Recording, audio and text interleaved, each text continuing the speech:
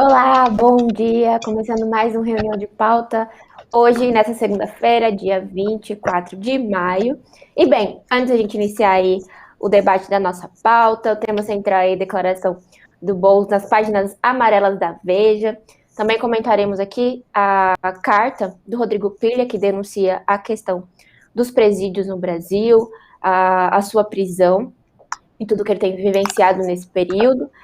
E também, para iniciar, começamos aí com o debate em torno da pandemia. Mas antes disso, você aproveita e vai compartilhando nas redes sociais, manda aí nos grupos do WhatsApp, nos grupos de esquerda, para que mais pessoas possam conhecer a CLTV, conhecer o Reunião de Pauta, todo dia de manhã, ligar aqui e acompanhar o nosso programa. Você também pode contribuir financeiramente. No chat tem a opção do super sticker, que você pode aí contribuir financeiramente para ajudar o desenvolvimento da nossa imprensa, que é independente, operária e revolucionária. Também, torne-se um membro. Para você garantir uma contribuição mensal, tem a possibilidade aí de um membro. E também verifica se você está inscrito, né? Nós estamos caminhando aí para 100 mil inscritos aqui no canal. Verifica se você está inscrito, se não estiver, já se inscreve e contribui aí para o aumento da nossa imprensa. Bem, eu sou Isadora Dias, apresento Reunião de Pauta, que acontece todas as manhãs de segunda a sexta-feira aqui na COTV. Apresento junto com a companheira Marília Garcia, com a companheira Nina. Agora também temos a participação em mais dias do companheiro Márcio Roberto. E vamos lá, então. Bom dia, companheira Marília. Bom dia, companheira Isa. Bom dia todo mundo que está assistindo aqui no Reunião de Pauta. Bom dia, Nina, que é a nossa outra apresentadora. Bom dia, Marília. Bom dia a todo mundo que está ligado aí na COTV. Vamos lá. Bom dia para o nosso companheiro Márcio Roberto, direto da Bahia. Bom dia, companheiras aí da bancada. E bom dia a todos que estão nos assistindo, né? Hoje a gente vai trazer novidade aí, coisas exclusivas, hein? Coisas exclusivas aí sobre a entrevista do Boulos. Vamos lá. Bora lá. Bem, mas antes de a gente iniciar esse debate central e os outros temas, atualizar os companheiros em relação aos dados Covid-19 aqui no Brasil. Estamos com... O país está contabilizando 449.185 óbitos e, no geral, temos números de casos, temos 16.083.573 casos. Nas últimas 24 horas foram registradas 894 mortes e contaminados foram 37.072 casos nessas últimas 24 horas. Segunda-feira, o número é sempre mais baixo, por conta aí do fim de semana, fica mais difícil registrar, né, tanto o número de mortos como o número de casos, então é um pouquinho mais baixo, mas não significa que, de fato, esteja diminuindo a questão da pandemia aqui no Brasil. Bem, já passo aí para os companheiros também comentarem, temos mais notícias.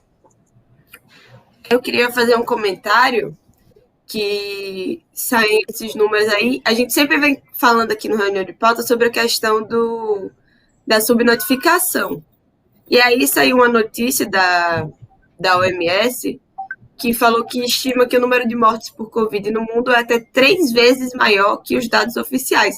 Ou seja, se a OMS está falando que o negócio é até 3 vezes maior, imagina a desgraceira que não deve ser, né? Imagina o quão maior que não deve ser o número de casos, o número de mortes pelo mundo, porque os dados estão sendo divulgados diariamente aí pela imprensa, mas a Organização Mundial de Saúde já falou que não é isso, que é o triplo de mortes. Ou seja, o Brasil, por exemplo, poderia ter aí 1,5 milhão de mortos, que não são divulgados junto com os números oficiais, né? Então é um negócio assim, além do número já estar altíssimo, a própria Organização Mundial de Saúde já falou que é o triplo, e a gente sabe que pode ser ainda maior do que isso, né? Exato. É muito assustador, né? Esse número aí, essa ideia é assustadora mesmo. É um problema grave. A gente sempre denunciou que a primeira coisa que foi afetada com a pandemia foi justamente a verdade, né? Foi duramente atacada e era escondida de nós, né? Nós já devemos estar aqui nas casas de mais de 1 milhão de mortos aqui no Brasil. A quantidade de pessoas com coronavírus circulando, a quantidade de pessoas que têm o vírus, a quantidade de pessoas que são aqueles que têm o vírus e só transmite, tem várias formas, não é? E tem vários tipos de. E tem várias. Cada vírus tem uma força diferente, tem aceptos aí e tudo mais, né? Então, assim, é assustador, ainda mais tendo em vista que não há vacinação. Hoje, por exemplo, aqui em Salvador, assim, a imprensa é esses insetos aí, esses energúmenos aí, né? Da imprensa burguesa. Eles ficam anunciando aqui, culpando a população de estar aglomerada, porque hoje é o dia de vacinar. Vejam bem, companheiros aí da bancada. Hoje em Salvador só pode vacinar quem fez o cadastro e agendou pela internet. Olha que coisa maravilhosa. E aí, tem idosos até de 90 anos que não foi vacinado nenhuma vez ainda, que está na fila e não vai poder ser vacinado porque não fez agendamento pela internet. E a imprensa, né, que é esses animais aí, esses seres aí que ninguém sabe o que é, né? Fica aí falando, continua culpando a população, ao invés de chegar e fazer aquilo que é o óbvio, né? Vacinar todo mundo logo, de uma vez só. A quantidade de postos... eu estava lendo aqui, a quantidade de farmácia. Se cada farmácia vacinasse 10 pessoas, já vacinava todo mundo na semana. Então, assim, é uma coisa gritante mesmo aí, por isso que nós vamos, na próximo ponto, quando sair do Covid, vamos colocar sobre a importância desse ato do dia de quarta-feira agora e o ato do dia 29, né? Exatamente. Parece... Eu queria comentar também sobre a questão da pandemia na Índia. A gente vê aí o crescimento também, o enorme crescimento da pandemia no solo indiano, né? E ele é o terceiro país a superar aí os 300 mil mortos. O país registrou o segundo maior número de óbitos da pandemia e mais de 57 mil vítimas do coronavírus em apenas 14 dias. O número de confirmados foi menor desde 15 de abril. É importante falar isso daí porque a gente tem a variante indiana, né, que é uma variante muito transmissível, inclusive há todo um medo internacional de essa variante se alastrar pelo mundo, exatamente pela virulência que ela tem. Uma coisa semelhante aconteceu no Reino Unido, mas finalmente o Reino Unido chegou a vacinar a sua população, muito diferente da Índia, né, que, semelhante ao Brasil, não está conseguindo vacinar ninguém. É importante falar essas coisas. Daí é engraçado que a matéria ela fala que a causa da tragédia é a complacência do governo em relação ao coronavírus, né? Mas eles falam isso, aqui no Brasil eles falariam a mesma coisa do Bolsonaro, mas dos governadores aqui no Brasil eles não falam nada, porque finalmente o problema seria apenas o governo federal, porque os governos locais não têm nenhuma influência e tudo mais. Mas não é verdade, a gente sabe disso, né? A questão essencial é exatamente a forma com que os governos capitalistas lidam com o problema. E é um problema dos países atrasados, né? Quer dizer, a gente vai ver que os maiores números aí da pandemia estão nos países atrasados, que inclusive não têm acesso à vacina, né? A gente aqui no Brasil vacina a população aos sustos, né? Aos soluços, porque a gente começa a vacinar, vacina um tanto, daí acaba tudo, a gente tem que esperar chegar de novo o insumo, produzir, daí começar a vacinar de novo, que é um negócio assim super ineficiente. Se fosse contínua o processo de vacinação, a gente já teria vacinado muito mais gente, né?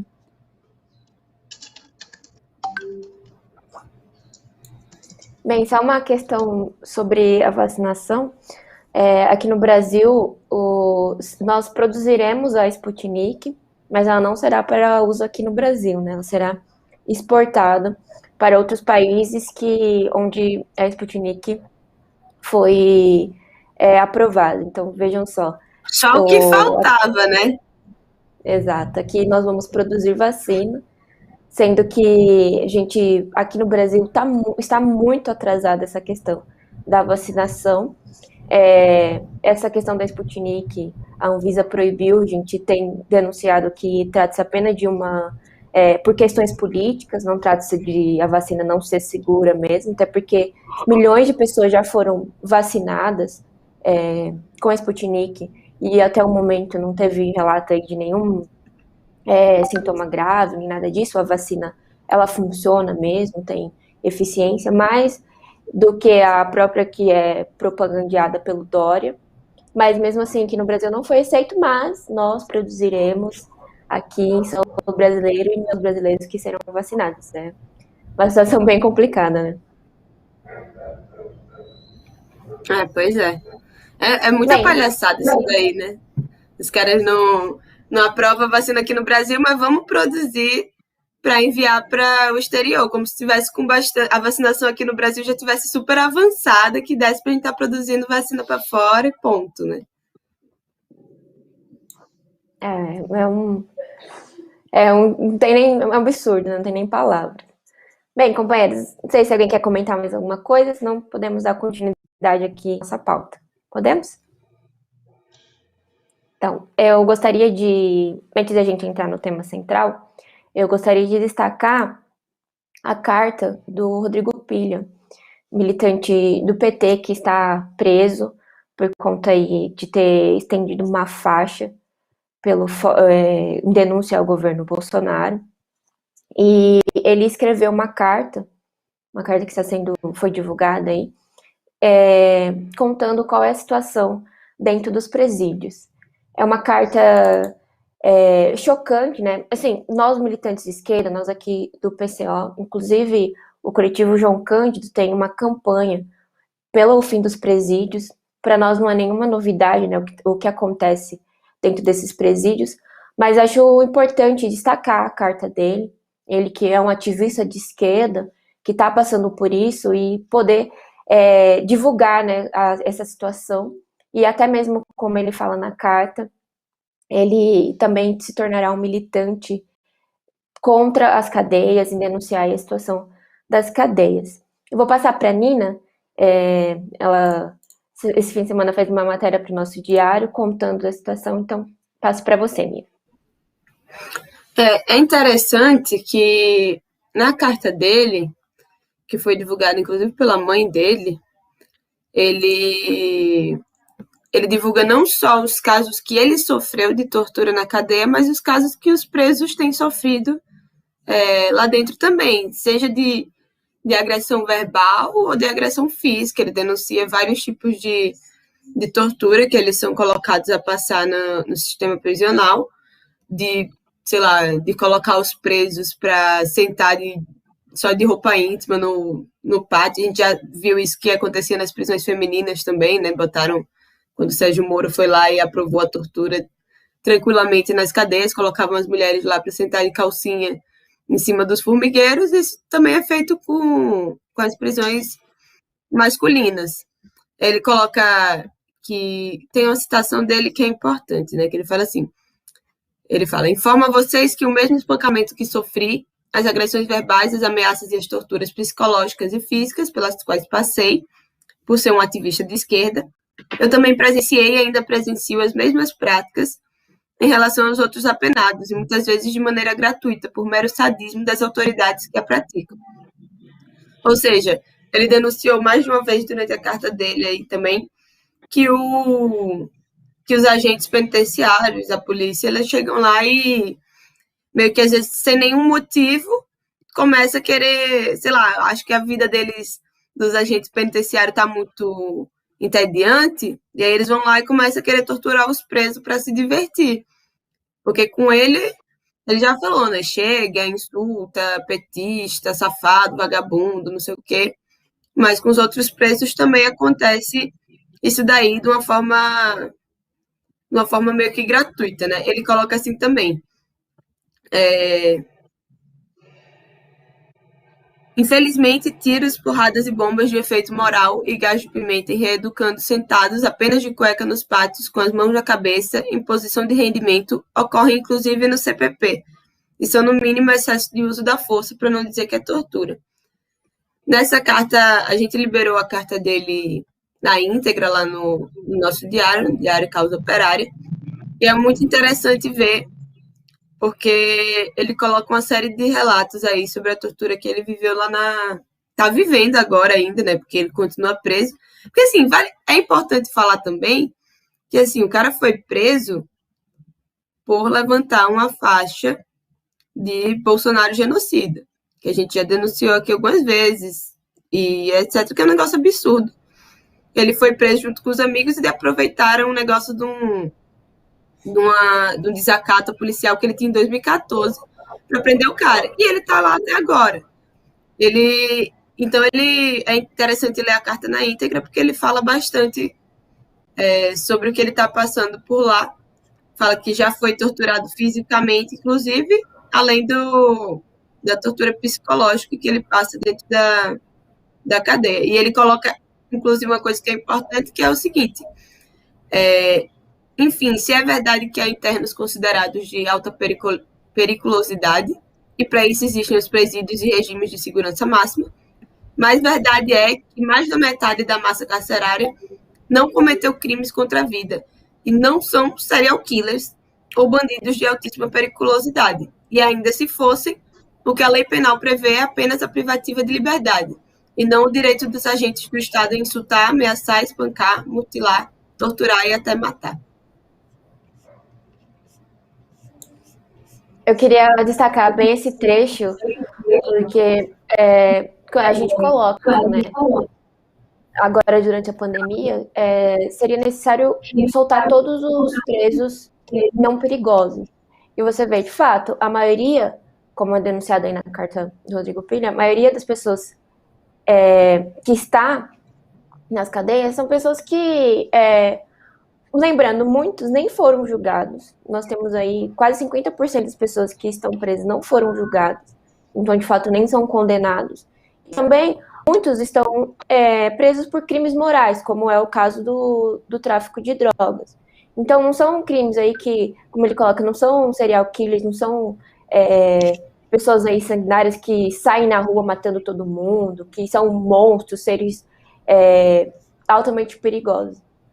São pessoas que, por falta de oportunidade na vida, se envolvem com crime e acabam indo para esses lugares que nós colocamos também aqui no partido, são verdadeiros infernos na Terra, porque, de fato, como o Rodrigo Pilha fala, o pessoal é espancado, é torturado sem fazer absolutamente nada. A pessoa tá lá, chega agentes policiais e torturam as pessoas. E como bem ele coloca, mesmo que essas pessoas fossem serial killers, fossem criminosos altamente perigosos, nada dá o direito, não existe na lei, e mesmo que existisse, a gente teria que lutar contra que essas pessoas sejam torturadas gratuitamente, sejam tratadas dessa maneira. Até porque falam que as pessoas vão presas para que elas possam serem reintegradas na sociedade, possam, durante esse período, passar aí por educação social, sei lá, eles inventam essa história e voltar para a sociedade. Mas como que você coloca pessoas nessa situação, trata pior do que bicho e vai também esperar que eles vão voltar as pessoas mais maravilhosas? Apesar de que, mesmo com todo esse tratamento, uma parte que eu achei emocionante, né, da carta, no sentido mais emocional mesmo, que ele fala, são pessoas que, apesar de viver nesse inferno, elas ainda mantêm de conseguir estudar, de conseguir um trabalho, para que elas possam sair dessa situação e nunca mais se envolver com o crime. Então, eu acho que isso daí tem que reforçar na esquerda a necessidade de a gente lutar pelos fins das prisões. Não é nem questão de uma reivindicação socialista. uma questão democrática. Não é possível que num sistema democrático exista lugares onde as pessoas vão para ser deliberadamente torturadas. Eu queria comentar uma coisa, né? Ele comenta bastante, o Pilha comenta bastante na carta sobre a questão da tortura política, né? Quer dizer, o Rodrigo Pilha é um preso político, ele foi preso por estar se manifestando politicamente contra o governo Bolsonaro, e ele é torturado no sentido dele mudar de ideia, né? Quer dizer, ele se tornar menos militante, ser menos convicto politicamente e tudo mais. E exatamente a gente vê aí que isso é uma ditadura, né? Quer dizer, ele é um preso que não fez nada demais, né? Não teve nenhum problema aí para as pessoas, não tem nenhum perigo para a sociedade e tudo mais. O que ele fez foi se manifestar, colocar uma faixa contra o Bolsonaro. E daí a Lei de Segurança Nacional, que é essa lei oriunda da ditadura, ela levou à prisão aí do militante de esquerda. E o militante de esquerda, na cadeia, como foi colocado aí, ele está sendo torturado pelas suas posições políticas, né? Quer dizer, eu acho que é importante colocar essas questões, porque a gente vê aí que tem um monte de gente de esquerda que apoiou a prisão do Daniel Silveira, né? Quer dizer, o Daniel Silveira pode, mas daí, quando vão prender o cara de esquerda, tem toda essa situação. E é importante colocar essas questões, porque finalmente a esquerda é favorável, no sentido geral, ao sistema penitenciário, à prisão aí de uma série de milhares de pessoas, e inclusive nessas situações, né? Porque a gente não vê nenhuma campanha aí na melhoria do sistema penitenciário ou coisa do tipo.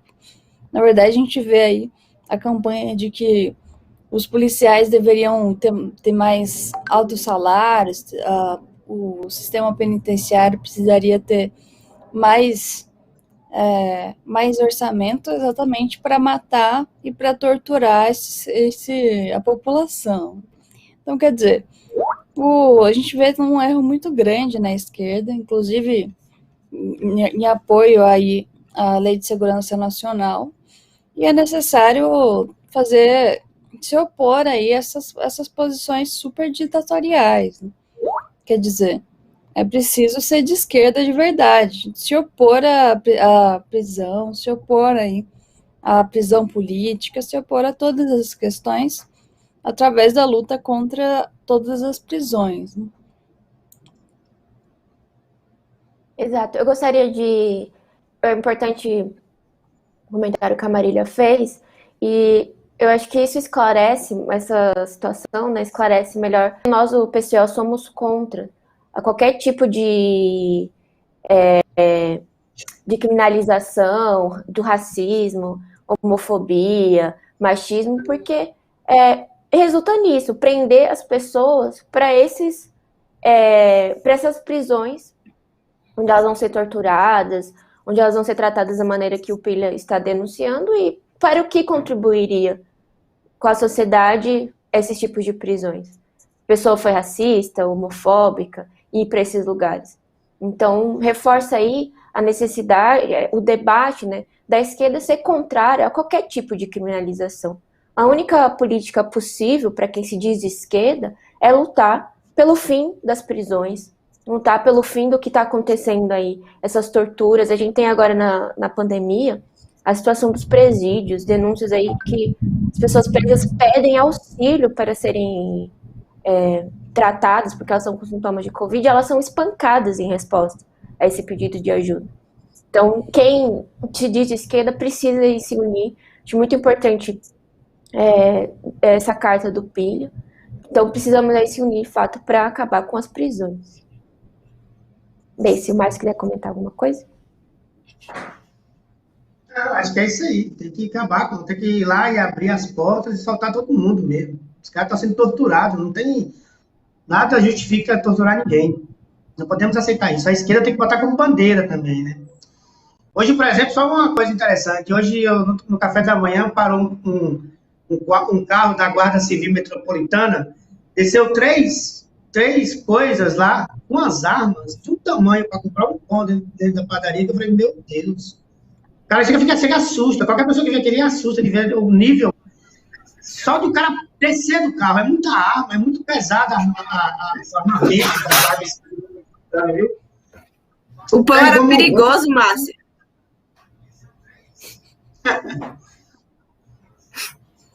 Em Salvador, todo mundo é perigoso. Pois é. O pão, vai que o pão era mais moreninho. Complicado isso aí. Pois é.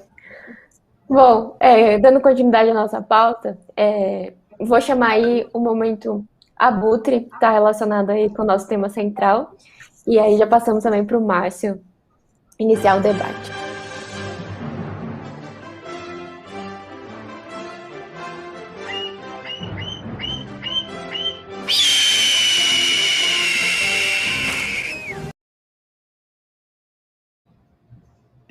Opa! Essa vinheta é sempre legal, né? E também poderia ser também a vinheta do Pig também, né? Porque Boulos foi para as páginas amarelas da Veja. A Veja que vai sair amanhã, a Veja da semana, né? Tivemos aqui, nossas fontes confiáveis nos enviaram aqui as fotos das páginas amarelas da Veja e o Boulos dá declarações, assim, interessantes. Eu vou ler aqui duas perguntas e duas respostas que estão nessa página aí, que é o seguinte: o senhor votaria em João Dória, PSDB, ou Luciano Henrique Mandetta, do DEM, para derrotar Bolsonaro? Aí ele fala, não vejo espaço para esse dilema. Ele não nega de cara, né? Como qualquer cara de esquerda negaria. Ele fala, não vejo espaço para esse dilema. Se olharmos as pesquisas de opinião, não existe possibilidade de um campo da esquerda ficar fora do segundo turno. E ele usa o termo sempre campo da esquerda. Ele nunca fala Lula no segundo turno, nem Lula no primeiro turno. Justamente na hora que pergunta para ele que se o PSOL vai apoiar Lula no segundo turno, vejamos o que o glorioso Boulos diz. As páginas amarelas da golpista, Veja, fala, o PSOL vai apoiar Lula mesmo com as acusações?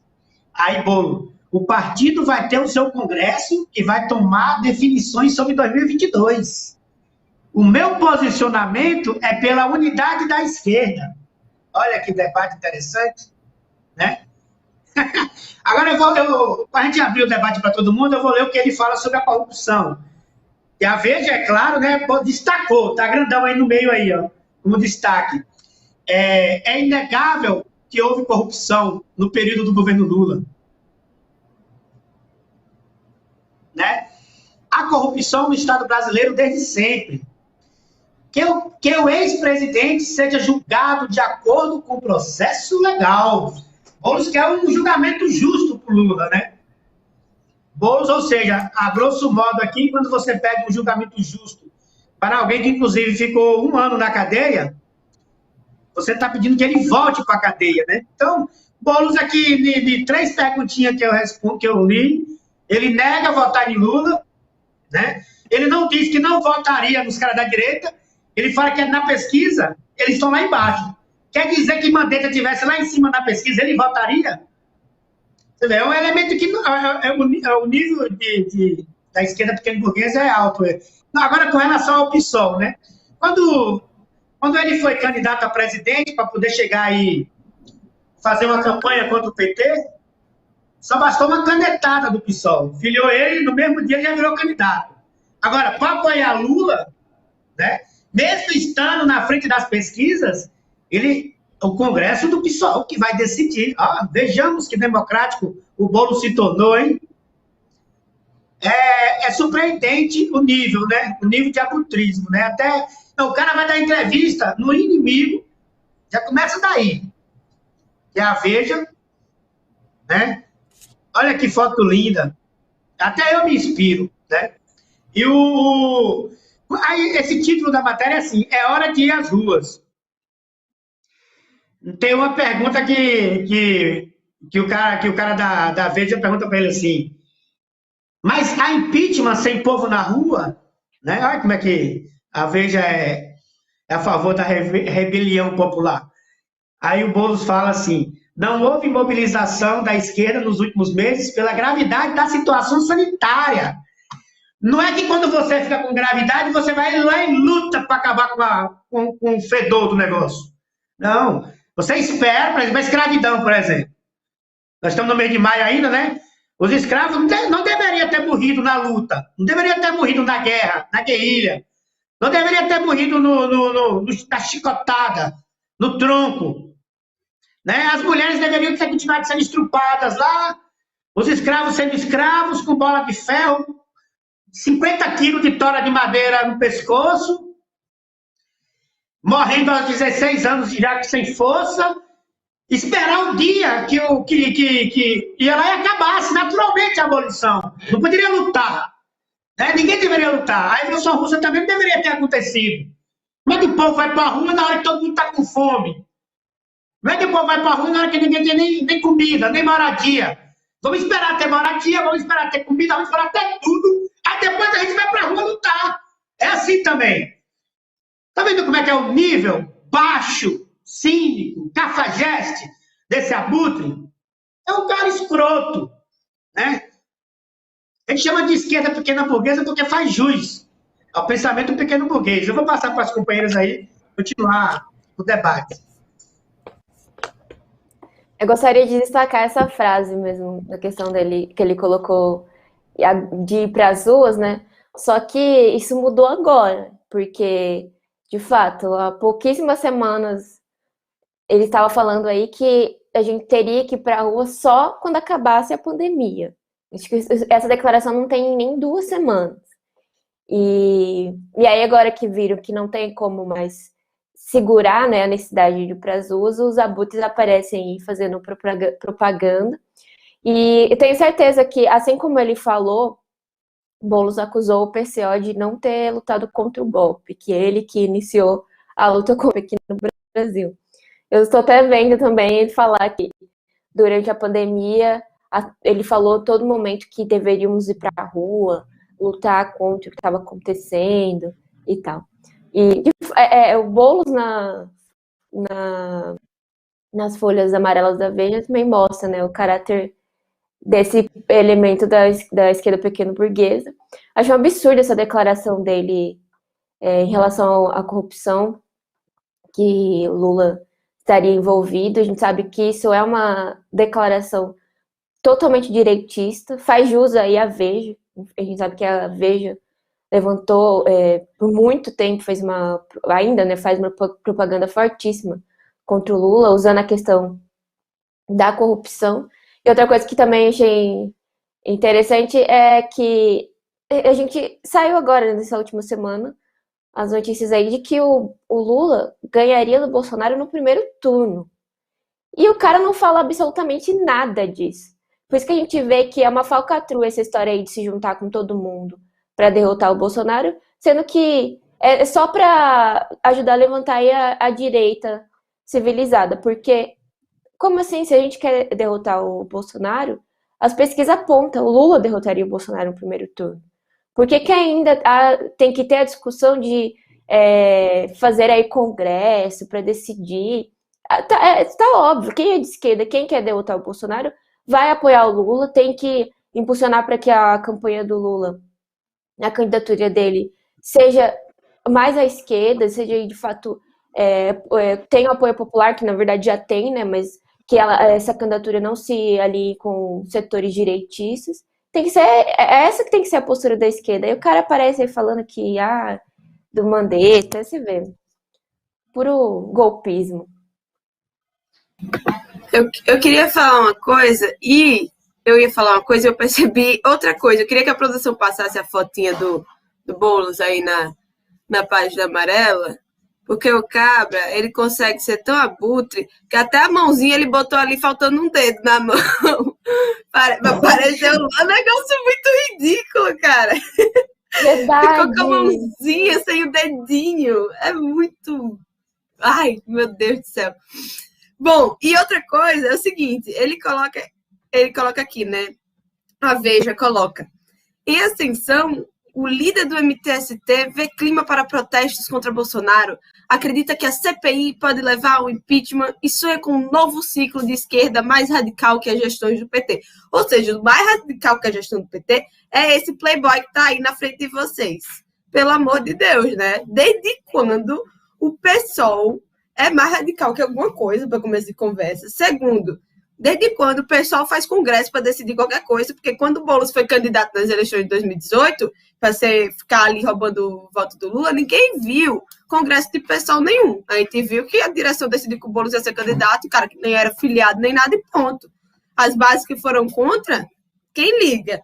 Não teve congresso para decidir esse tipo de coisa. Agora, para apoiar o Lula, tem que ter uma boa discussão aí, porque não é fácil apoiar o Lula, que ele quer que ele fala que é corrupto, que ele quer que seja julgado, e etc. Inclusive, a babação, se vocês verem essas matérias aí da Folha, babação de ovo da Folha com o Guilherme Boulos é muito nojento. Elas começam já assim, líder do barulhento MTST e uma das maiores surpresas da eleição de 2020, quando recebeu votação expressiva na disputa pela prefeitura da maior capital do país e se credenciou como uma nova referência na esquerda. Vá pra merda, sinceramente. Não dá um negócio desse. A Folha baba o ovo do Boulos. Da mesma forma que a Folha baba o ovo do Boulos, da mesma forma que toda essa imprensa golpista baba o ovo do Boulos. Por quê? Porque para a imprensa golpista que é justamente isso daí, né? Criar uma nova liderança de esquerda que possa substituir o Lula.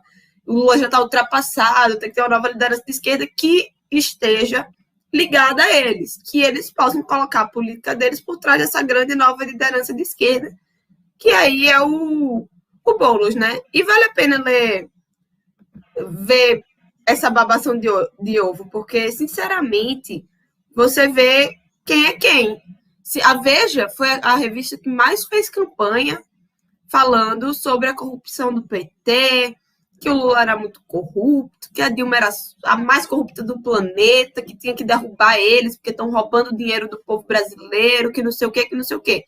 Fez toda essa campanha, e aí o Boulos vai aí na revista que fez toda essa campanha e fala exatamente a mesma coisa que a Veja falou, só que tentando pisando em ovos aí, mas falou a mesma coisa, que é que o Lula era corrupto. É inegável que houve corrupção no período do governo Lula.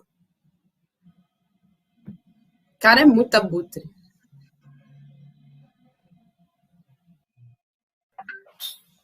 Marília tá falando com o microfone fechado. Detalhes técnicos. Primeiro eu queria comentar sobre a presença do Boulos na Veja, né? Quer dizer, a Veja foi lá, chamou o Boulos, que é teoricamente aí um líder de esquerda, e fez uma entrevista enorme nas páginas amarelas da Veja. Quer dizer, e saiu inclusive na revista impressa.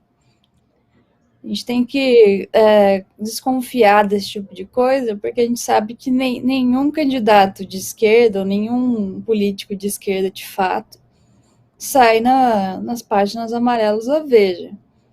A não ser que a Veja esteja atacando profundamente a pessoa, que não é o caso. Daí a gente se pergunta, por que o Boulos vai sair nas páginas amarelas da Veja? Exatamente é o que a gente está colocando aqui, né? O Boulos é o abutre do Lula. Por que eles colocam aí o Boulos para criticar o Lula, só que pisando em ovos? Porque eles colocam o Boulos como Lula 2.0, quer dizer, o candidato que eles esperam que se desenvolva aí para concorrer com o Lula, ou pelo menos para ser a esquerda consentida aí, numa situação em que o Lula não consiga mais concorrer às eleições, né? Então a gente tem que lembrar ainda que o Lula está com uma série de processos contra ele. Quer dizer, o Boulos até cita essa questão da corrupção. falando que houve corrupção no governo do PT.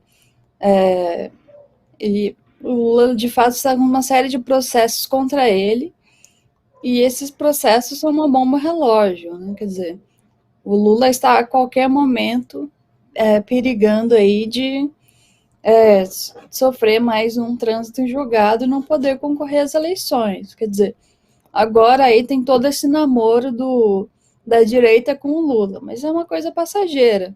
A gente vê aí, inclusive, que essa foto com o FHC do Lula, logo em seguida, o FHC falou que queria o candidato da terceira via, né? Não queria o candidato, não queria o próprio Lula. Quer dizer, o Boulos pode se colocar como um desses possíveis candidatos, porque, finalmente, toda a campanha que a direita fez em favor do Boulos aqui em São Paulo vai nesse sentido, né? Quer dizer, vai no sentido de ser uma campanha, de fato, de combate ao Lula através de um candidato esquerdista como o Boulos. E a gente vê uma série de coisas, né? Eles, de fato, estão fazendo uma campanha em torno do Boulos, falando que o Boulos é o líder da esquerda. Daí o Boulos fala ali que não houve manifestação, mas agora a gente vai se manifestar como a Colômbia, não sei o que lá, como se o Boulos fosse o maior lutador da esquerda de todos os tempos, né?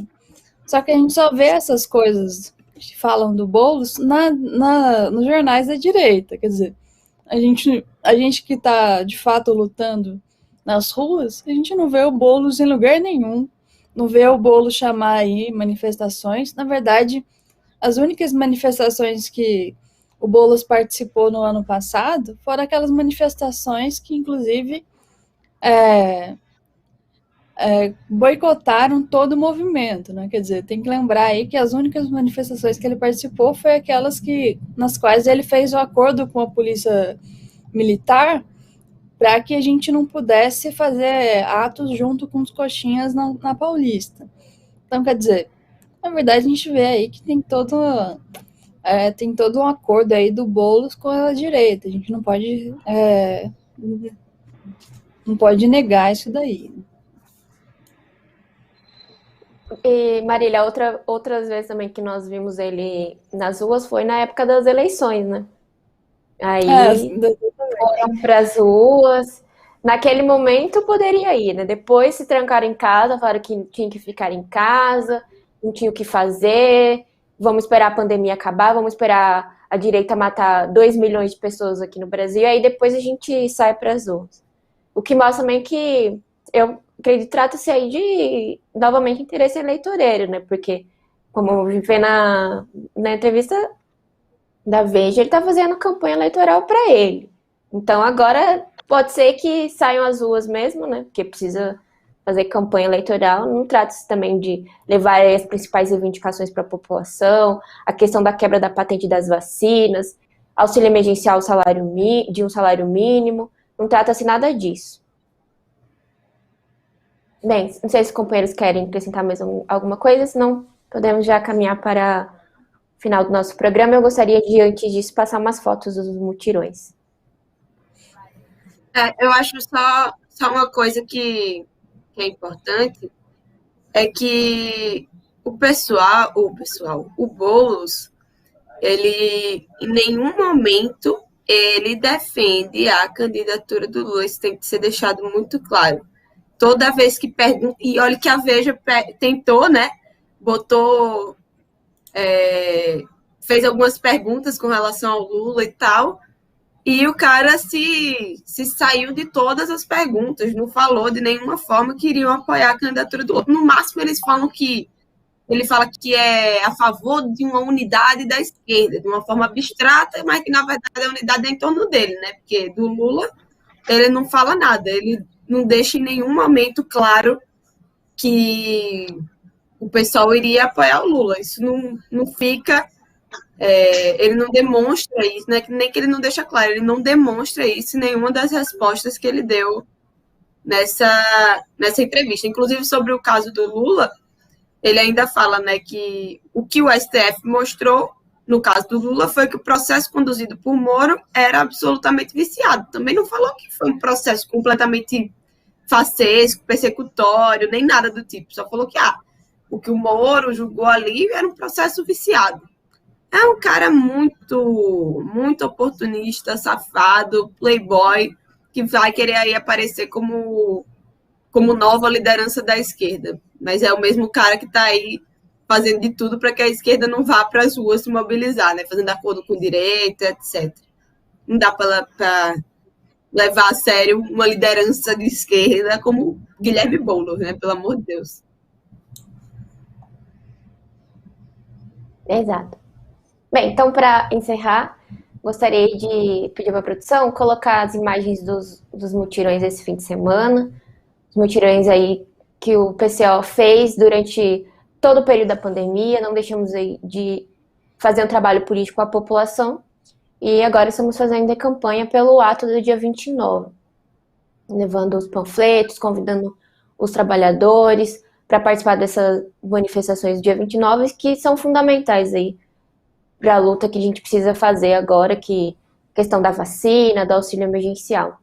Então, temos imagens do mutirão no Rio, as anteriores era do mutirão no Butantã, em São Mateus, teve também em outros lugares do país, fazendo agitação aí, convidando a população para os atos. E nesses mutirões, as atividades de rua que a gente faz, a gente nunca viu aí o Boulos, nunca viu ninguém do PSOL. Na verdade, tem alguns companheiros do PT, alguns companheiros de esquerda, mas o Boulos mesmo, nunca vi aí nenhuma atividade chamando o pessoal para se manifestar mesmo. O único lugar que a gente tem visto ele agora é fazendo propaganda aí na Veja, nessa revista direitista. Bem, companheiros, querem encerrar com Tem um alguns comentário? companheiros já te interrompi, né, para encerrar com o comentário. Mas ainda vem um ou outro companheiro da base desses partidos, mas eles próprios falam que denunciam aí que as direções, eles chamam, tentam mobilizar o pessoal do próprio partido, e a direção fala, não podemos nos mobilizar e tal. Então, eles mesmos falam, né, que são brecados pela direção do partido. Muitas vezes, um pessoal que quer vir, quer mobilizar, e a direção desses partidos aí não deixa. Fala que não dá para se mobilizar agora, não é para ir para rua, não é o momento e tal. Bom, mas é Exato, isso. é importante lembrar as direções. Né? Só para destacar mesmo, Nina, são as direções, porque as bases, eles querem mobilizar, eles querem fazer algo, porque eles veem que a única solução é isso, né? Militância quer militar. Exatamente. Bom, queria agradecer, tem bastante gente aqui no chat comentando, então eu queria agradecer a todo mundo que assistiu aí a Causa Operária TV, o Reunião de Pauta, já falar novamente para o pessoal divulgar aí o canal, deixar seu like, e é isso aí. Muito obrigada, bom dia. Tchau, tchau, companheiros, bom dia. Bom dia a todos, até amanhã. Tchau.